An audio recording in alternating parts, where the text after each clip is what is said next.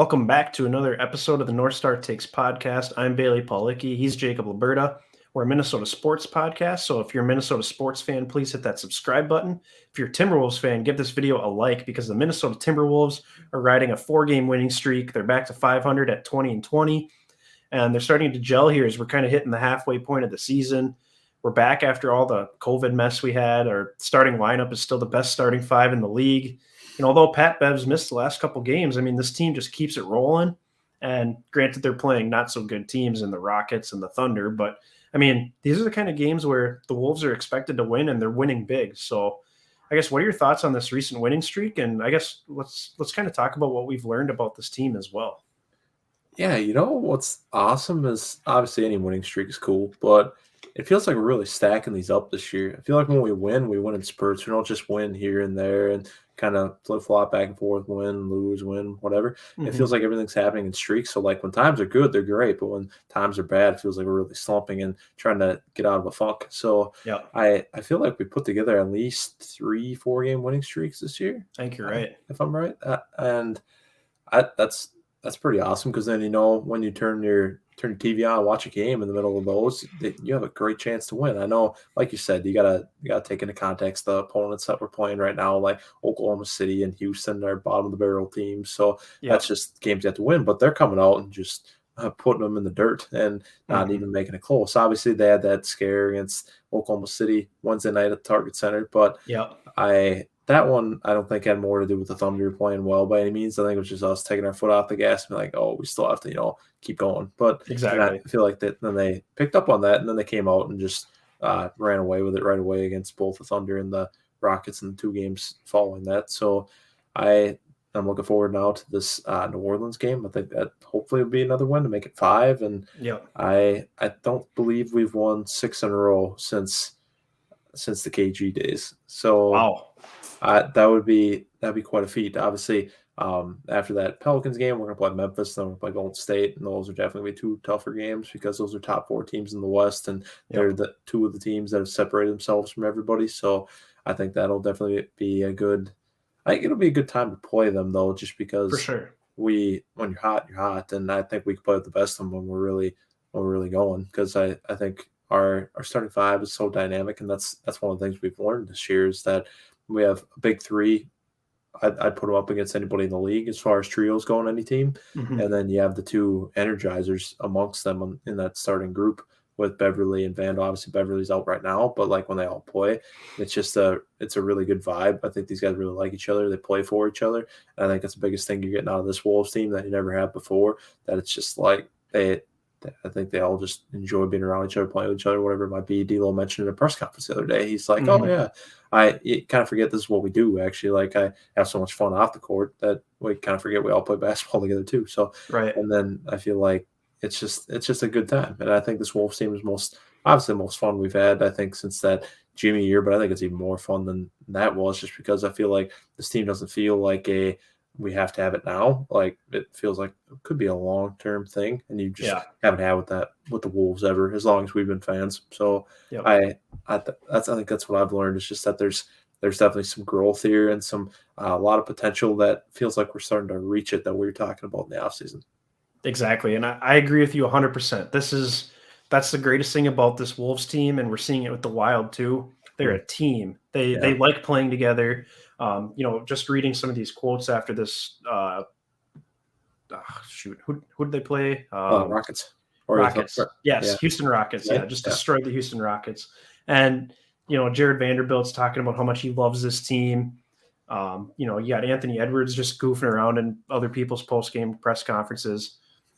And it's like these guys love playing together. Like if there's any doubt about Cat being here long term or D'Lo being here long term, they've both talked about how much they love this team, and they're crucial parts to this team. Obviously, tonight against the Rockets, they just carried us.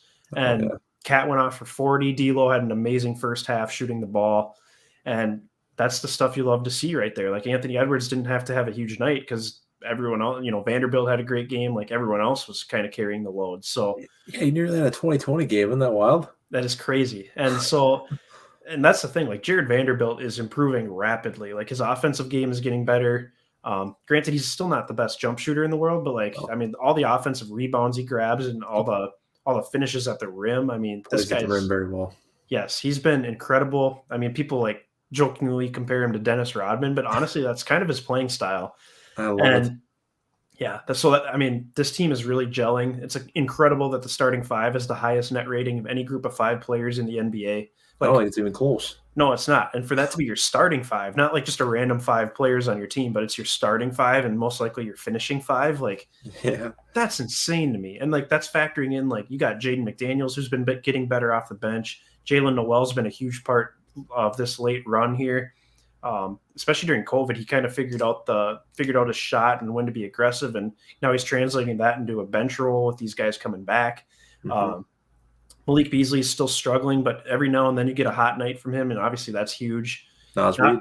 Nas Reed's been great as the backup center, and then like so that's 9 guys right there, and then your 10th guy is sometimes Torian Prince, sometimes Josh Okogie, but Depends on the matchup, and that's great that you can kind of play depending on what team you're going against that night to pick which guy should be the 10th man in the rotation. exactly. So it's getting to the point here where I know we keep seeing rumors floating around, and like Dookie keeps reporting that Sachin Gupta's scavenging the trade market and he's making calls and all this stuff, but it's like, man, I'm getting to the point where I almost don't want to make a move. Maybe you could trade Beasley just because I think his streakiness is almost too much to handle sometimes, and it can really hurt you if he's shooting brick after brick after brick. But Hmm. um, like I don't know. I think I wouldn't touch the core of this team. Like Vanderbilt needs to be the starting power forward, I think, from here on out.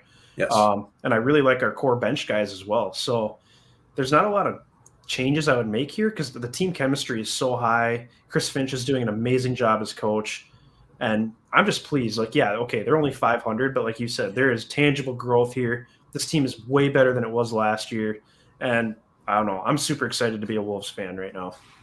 Yeah, it's fun because you feel like we can play with any team in the league, and you're not able to say that with most Wolves teams over the years. So I think that's what really is part of the reason that brings all the excitement around this team right now. It's just that every night, every game you turn on, you feel like they have a good chance to win, or at least a decent chance, and you have fun players that put a good product on the floor. From Cat being the possibly the best big man shooter ever, I think Yep. that's definitely once in a generation. And then you got and Edwards, who you literally can't compare him to any other player in the league, past or Mm-hmm. present. So I think that's a lot of fun. The guy can light it up from deep. He can obviously put everybody on a poster, and Yep. he's got all the makings of a superstar in this league. And then you got D'Lo, who feels like he's the most important to winning as far as the splits for this team go, for record when he plays and when he doesn't. So Yep. it's it's kind of a it's a fun thing, but I mean I'm here for it from those three to the rest of the guys. Like I said, we have some core bench pieces that are emerging, and these guys are winners. Like they put in a lot of work, and I I think that's a good reason why we're succeeding as at least to a 500 record right now. And I think we could be better if we had a little bit better luck as far as how obviously we just went through that COVID spell there, and then just injuries too. I know D'Lo Yep. has been kind of in and out sometimes, but I I think we're primed for a good second half run like we were last year. Where I think last year we played 500 basketball. I think we could take to another level because I feel like our team is so much better now, Mm-hmm. and I think there's a lot of potential here. And at this point, I'm really shooting for a top 6 seed if we can get it. If nothing else, if we get top 8, then you're guaranteed. All you need to do is win one of two playing games, or it's that first one or second one, and then Yep. you're in a series. So I I'm pretty excited, but obviously it's easy to get sucked up in the good energy of a hot streak. But you know what? I want to enjoy it just because they're pulling teams out right now. Exactly. And that's what's just incredible for me to see. Like Chris Finch came in under unusual circumstances, to say the least, last year. He's hired away from the Toronto Raptors mid-season, I know. has basically no time to put in a system, needs to learn all the players, learn how they play. And he gets a full offseason this year, comes in, establishes a system. The Wolves are a good defensive team, which nobody expected. Like, I it's know. insane that, they're doing all this scrambling and they're closing out hard and they're rotating. And, like, granted, all this is led by Pat Beverly and Jared Vanderbilt, and the other guys are buying in. But when you see the whole team buy in like that, it's absolutely incredible. They're playing as a cohesive unit. And it's not like the NBA just tends to be one-on-one, Anthony Edwards is going to take on one guy and he's going to try and do it all himself. You're not seeing that with this Timberwolves team. And now since they're back from COVID, offensively, they're moving the ball way better. Cat's getting his, D'Lo's getting his, Ant's getting his. And it seems like they're finding a way to coexist better night by night as well. So it's a super exciting time. And I think I saw the Wolves have an easier second half schedule too than their first half schedule was. Mm-hmm. Not really sure how that plays out, but just super pumped. And then, these other teams that are in our conference are still dealing with injury issues. Like the Clippers, Paul George is out for a while. Obviously Kawhi, I don't know if there's an expectation he's going to be back this year or not. I remember a couple months ago, the hope was going to be like March or April. So yeah, that's not going to be anytime soon. So maybe for a playoff run or something if he's back. But the Lakers obviously are struggling. Anthony Davis is hurt. So, the Nuggets basically just have Jokic. But, he's been carrying them. They've been winning games. So yep. The 6th seed, like you said, is definitely gettable. And I think if we can keep putting together wins here, and we're only a couple games back of the 5 seed, I believe. But just getting to that point, I think, is crucial. And, what a huge step that'd be for this team. To get a top 6 seed in the Western Conference and play a playoff series, and whether you win or not, you probably don't win if you're the 6th seed because you're playing the Jazz or the Suns or something. But what a huge step for this team. And like you said, it feels like this is such a long-term thing too, because I saw a tweet tonight. We have 5 players in our current rotation that are 22 years older or younger. Yes. And then you got Cat and D'Lo, who are the vets. They're 26, 25 years old. Patrick Beverley is in his early 30s, but you could keep him around for another couple of years. This team is incredibly young, and they're getting better at an accelerating rate. Yeah, exactly. There's so much intrigue there, and there's so much possibility to get a lot better.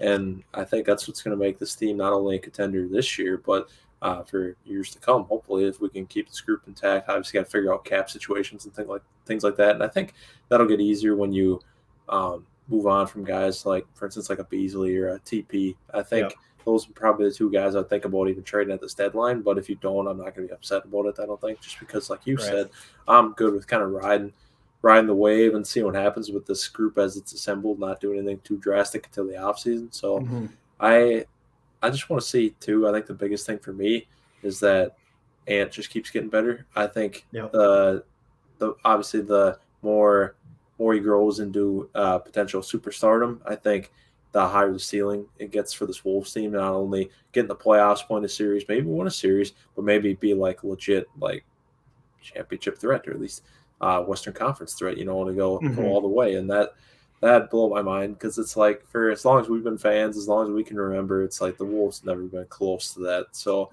I can only imagine how much fun that'd be. All the hype surrounding that kind of playoff run, that'd be so much fun. It really would be. And what I've noticed about Ant lately too is the assist numbers are starting to go up, and that's big time. He's realizing that when he drives in the lane, there's going to be guys open that he can kick it to. And, granted, these guys need to knock down these open shots, which, Beasley's been struggling with, and D'Lo had been struggling with up until a couple games ago. But, if he's starting to realize his potential as a passer as well, we already know he can score. We know he can get boards. He's a big dude. So, this dude, I think, eventually could be a every night triple-double threat. The only problem with the Wolves is there's not a ton of rebounds to go around when you got Cat and Vando just pounding the glass. But, I guess I don't really care about the triple doubles as long as Ant's just proving himself to be a superstar. Eventually, he'll be the unquestioned alpha of this team. But it's really great to see Cat come back after just having a rough 2 years and reestablishing himself as one of the top 20 to top 10, maybe top 10, maybe top 15 players in the NBA. Exactly, and he was flirting with a triple double in this game against the Rockets, so that's pretty cool. Dropping a nice 40 piece. So I'm pretty excited with the team in general. It's just especially if we can start winning at least some of these games against top tier opponents, for instance, like the Warriors, Suns, Jazz, Grizzlies, whoever it might be. I think we can start winning those games. I think you're going to turn a lot of heads, not only in Minnesota, but I think around the league. I think people have to take notice of this Wolves team and can't take them lightly. That's for sure. Absolutely, and man, what an exciting time! Because obviously, with the Vikings season coming to an end and being a huge disappointment, having the Wild and the Wolves is just so big right now for this state. Because I know they're gonna have to carry us through the spring here because I'm guessing the Twins probably will have a rough season. I guess it's hard if they have a season. If they play. Yeah, that's a good point. So we'll see. Obviously, Timberwolves are a fun team, and like you said, hopefully they can kind of keep it going here into the second half and really make a push for a top 6 seed and just avoid the play-in scenario entirely. Yeah, exactly. I think we can do that.